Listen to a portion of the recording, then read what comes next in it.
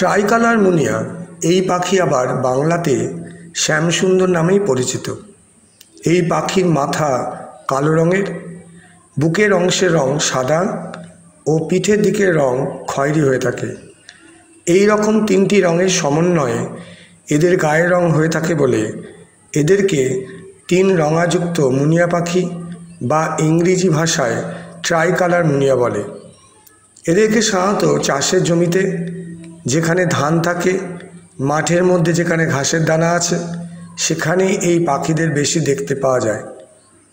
এই পাখির বৈজ্ঞানিক নাম হলো লঞ্চুরা মালাক্কা।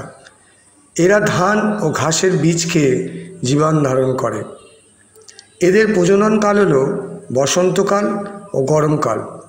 এরা সাধারণত ঘাস ও বাঁশ জাতীয় পাতা দিয়ে সুন্দর করে বাসা বানায়। সেই বাসাতে স্ত্রী মুনিয়া পাখি 4 থেকে 7টি ডিম পাড়ে এবং সেই ডিম ফুটে বাচ্চা হতে 12 থেকে 13 দিন সময় লাগে।